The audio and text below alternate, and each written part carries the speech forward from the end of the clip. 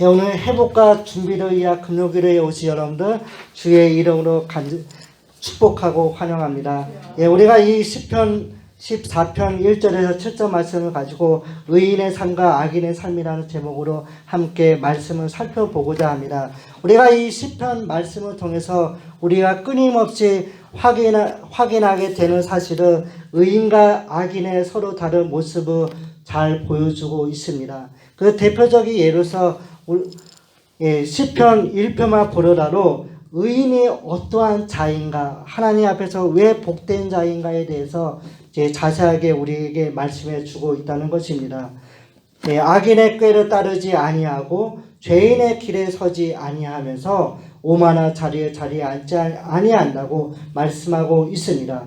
도리어 오직 하나님의 율법 토라를 즐거워하면서 주야로 묵상하는 자라고 우리에게 말씀해 주고 있다는 것입니다.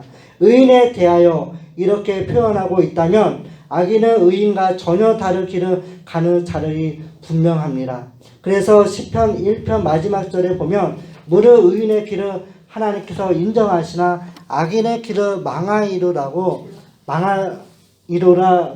우리에게 말씀해 주고 있습니다. 그러나 이런 서론의 내용과는 달리 이후의 시편의 내용을 보면 의인과 악인의 다른 점을 말하지만 악인의 경우 하나님을 신실하게 믿는 의인을 괴롭히면서 박해하는 자로 있다면 의인은 그런 악인 앞에서 어려움을 겪기 때문에 하나님을 부르면서 하나님께 모든 소망을 둔다는 것이 주의 내용으로 있다는 것을 우리가 말씀을 통해 보게 됩니다. 즉 인생의 많은 부분은 악인으로 인하여서 고통당하는 것이고 그 고통당하는 것으로서 그런 가운데 유일한 피난처는 세상에 어떠한 것이 아닌 오직 하나님 한 분밖에 없다는 것을 강조하고 있습니다. 그러나 시편 1편을 통해 말씀하신 것처럼 의인과 악인의 마지막은 정해져 있다는 것을 우리가 염두에 두셔야 합니다.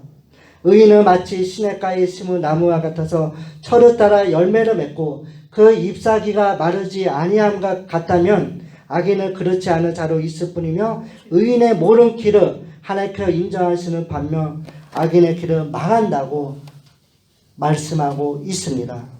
오늘 우리가 함께 읽을 이 시편 14편은 악인에 대하여 그의 정체가 무엇인가를 먼저 밝히고 있습니다.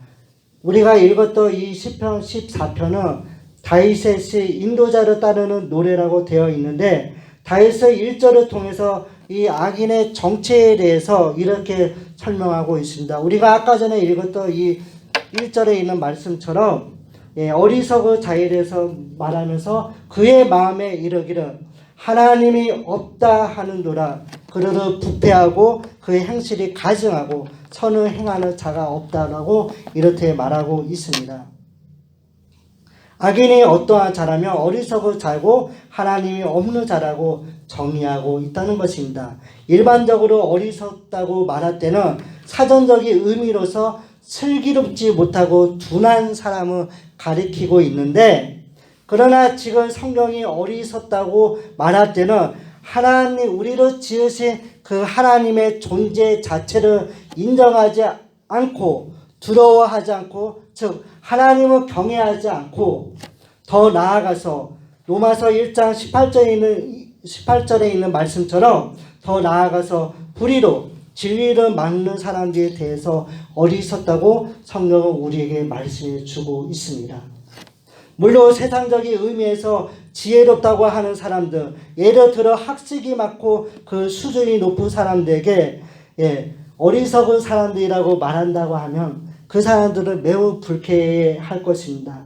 하나님을 모른다는 것 때문에 어리석다고 말한다면 특히 진리의 종교 이 기독교를 싫어하는 사람들은 도리어 우리더러 어리석은 자라고 말할 것입니다. 혹은 누가 말하는 것처럼 하나님의 계시라는 것을 증명해 보라고 따지면서 우리에게 따지고 들 것입니다. 그러나 성경은 로마서 1장 20절에 있는 말씀처럼 하나님의 존재를 부정할 수 없다는 것을 분명하게 우리에게 말씀해 주고 있다는 것입니다. 제가 이 말씀을 제가 읽어드리겠습니다. 창세로부터 그의 보이지 아니한 것들 곧 그의 영원하신 능력과 신성이 그가 만드신 만물에 분명히 보여 알려졌나니 그러므로 그들이 핑계하지 못할지니라고 성령은 우리에게 말씀해 주고 있는데, 하나님께서는 우주의 전 창조 속에서 매일 하나님 자신을 나타내시기 때문에 하나님의 존재를 부정할 수 있는가 했을 때 결코 핑계하지 못한다고 말하고 있습니다. 그럼에도 불구하고 만물을 통해서 알리신 하나님의 영원하신 능력과 신성을 따라 하나님을 찾는가 하면 그렇지 않다는 것입니다.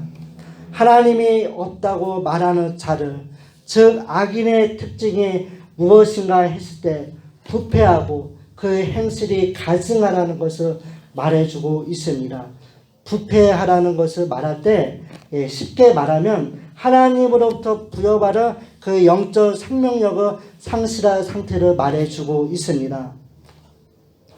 또는 죽었다 혹은 썩었다라는 이 말과 동일합니다. 에베소서 2장 1절에 보면 이렇게 표현하고 있습니다. 허물과 죄로 허물과 죄로 죽었다라고 이렇게 말하고 있는데, 이처럼 부패했기 때문에 그 행실이 어떠하냐면 가증할 수밖에 없다고 말하고 있습니다. 몹시 싫어하는 일을 한다는 것이고 혐오스러운 행동을 한다는 것을 말해주고 있습니다. 그래서 시편 53편 즉 14편, 우리가 아까 전에 읽었던 시편 14편에 거의 동일한 표현을 하고 있는데, 이 시편 53편에서는 가증한 악을 행한다고 되어 있습니다.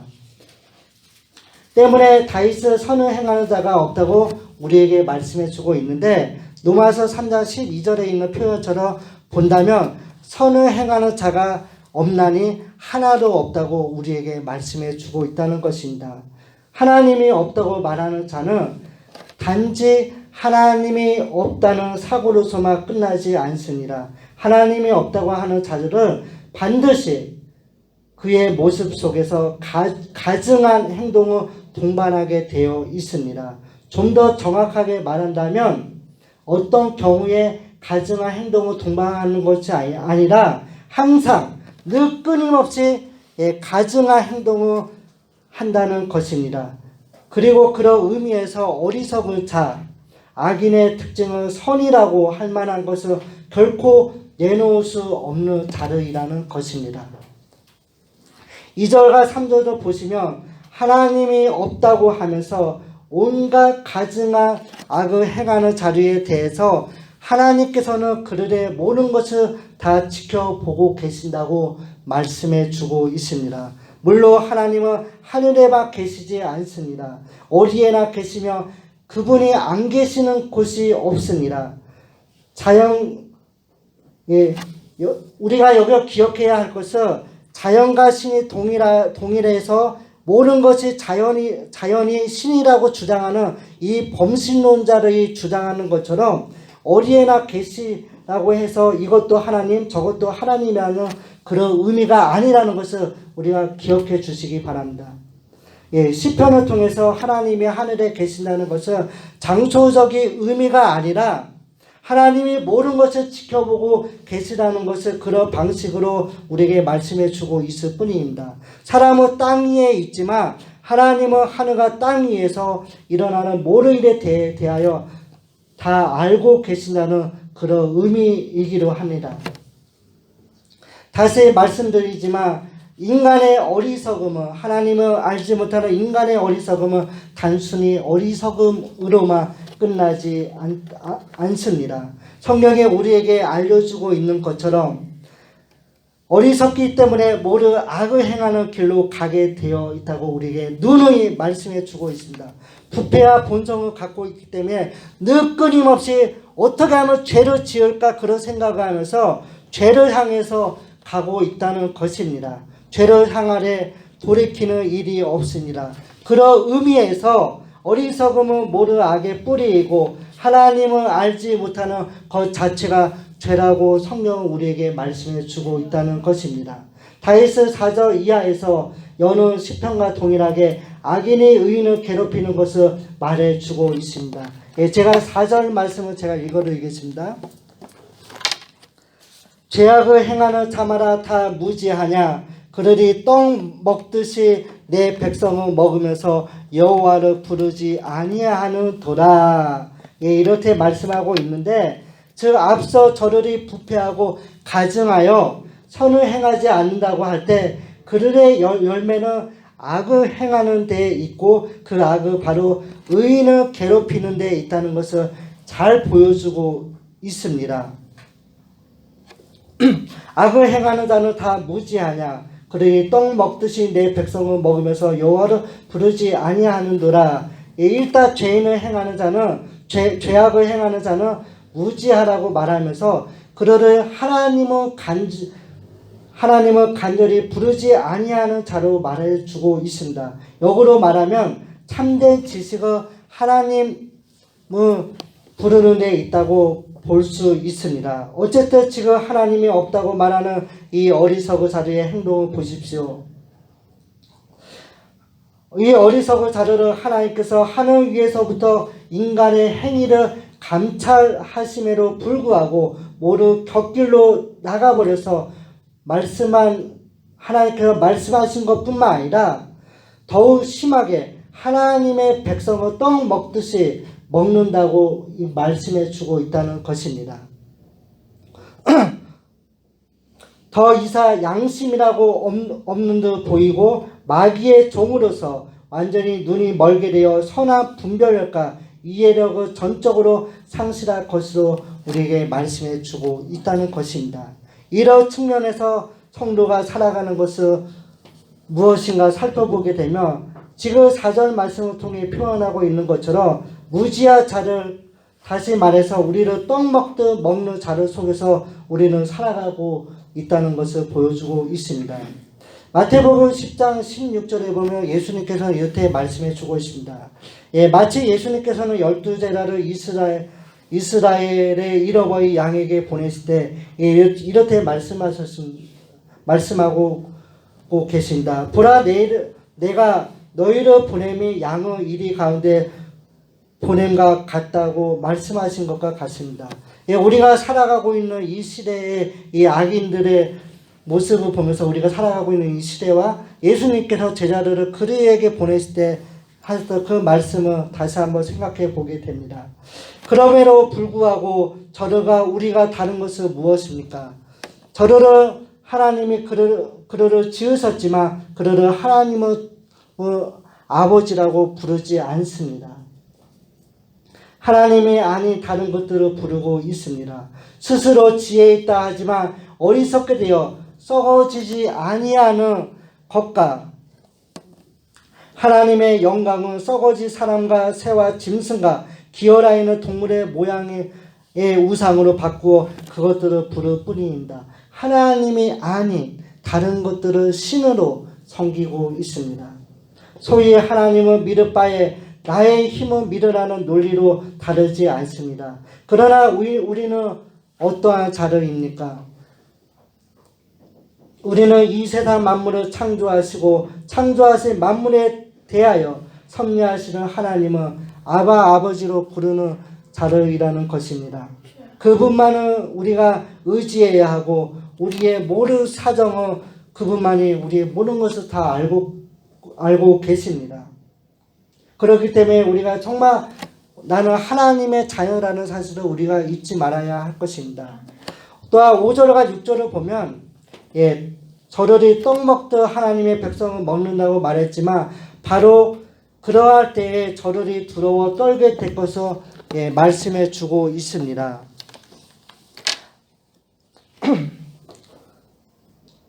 나는 오직 주의 사랑을 의지하여 싸우니 나의 마음은 주의 구원을 기뻐하리라. 내가 여호와를 찬송하리니 이는 주께서 내게 응답을 베푸시니로다. 4절에 보면 이렇게 말씀하고 있습니다. 두렵건대 나의 원수가 제가 잘못 읽었습니다.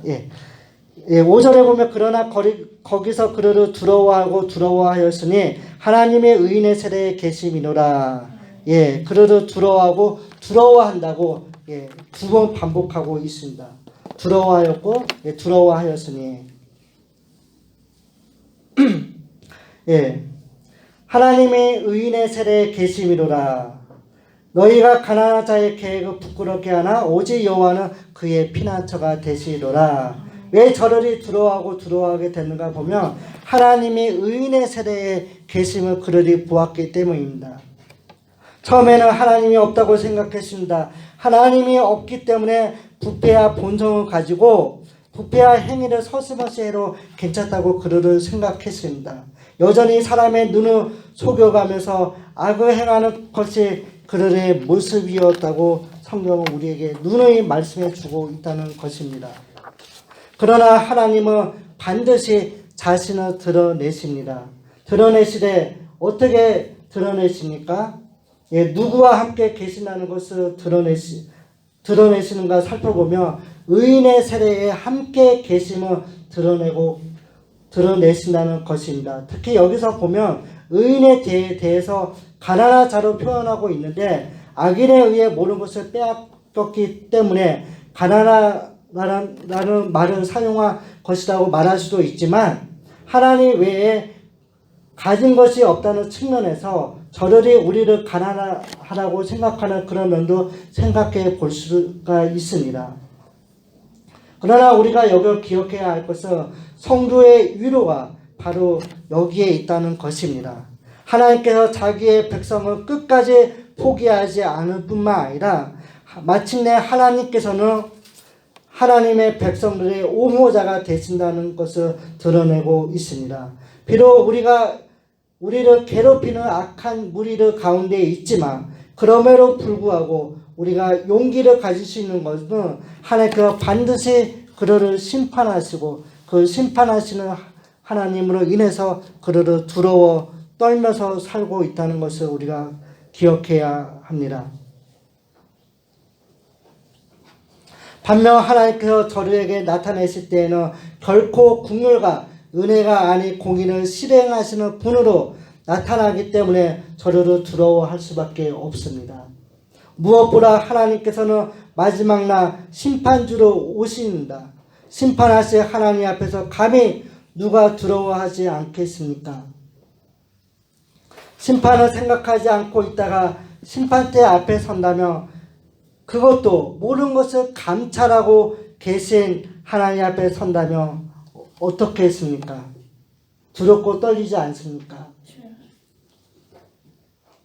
7절에 기록된 말씀을 보며 이스라엘의 구원이 시온에서 나오기를 원하노라. 여호와께서 그의 백성을 포로의 곳에서 돌이키실 때에 야곱이 즐거워하고 이스라엘이 기뻐하리라고 다윗은 이렇게 고백하고 있습니다. 다윗은 피난처가 되신 하나님께서 하나님의 백성들을 구원해 주시기를 기도하고 있는데 여기를 보면 시온에서 구원이 나오기를 간절히 원하고 있다는 것을 보게 됩니다. 시온이 어떠한 곳입니까? 다윗 당시에 이스라엘의 중심지로서 다윗은 이곳으로 하나님의 법궤를 옮겼고 후에 그의 아들 솔로몬을 통해서 성전을 건축하려고 했습니다.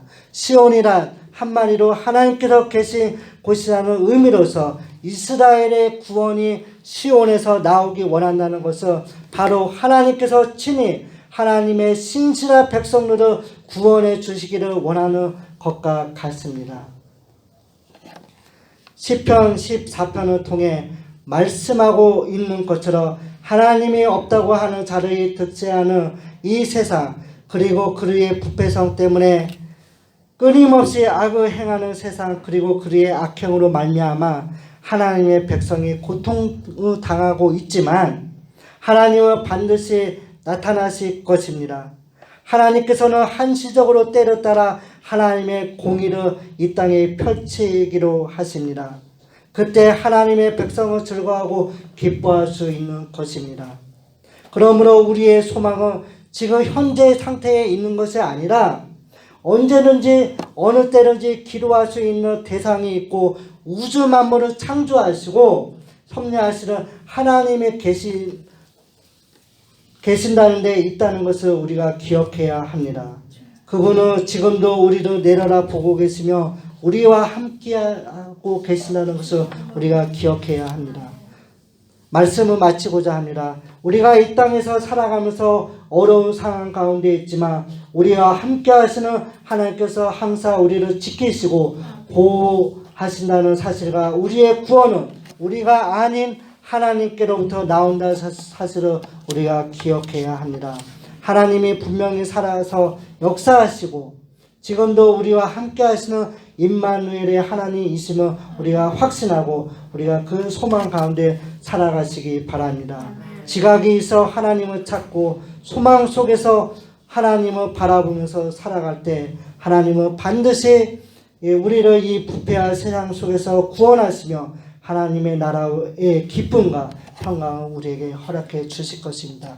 오늘 우리에게 하셨던 이 말씀을 기억하시면서 비록 우리가 살아가고 있는 이 세상은 말로 표현할 수 없듯이 하나님을 알지 못하는 자들이 득세하고 이들로 인해서 하나님을 신실하게 믿는 자들이 핍박을 받고 있지만 우리가 환경에 영향을 받지 말고 정말 어려운 가운데 있지만 우리와 함께 하신 그 하나님의 은혜를 생각하고 우리 장차 심판하실 그 하나님의 그 심판을 기대하면서 그 하나님의 말씀 속에서 우리가 위로함을 얻고 우리가 정말 어려운 상황 가운데 있지만 우리 하나님만이 우리의 피난처라는 사실을 우리가 기억하면서 우리가 이 시간에 함께 기도하기 원합니다. 우리가 아까 전에 불렀던 267장 우리 찬양 드리고 우리 함께 기도하는 시간을 갖도록 하겠습니다.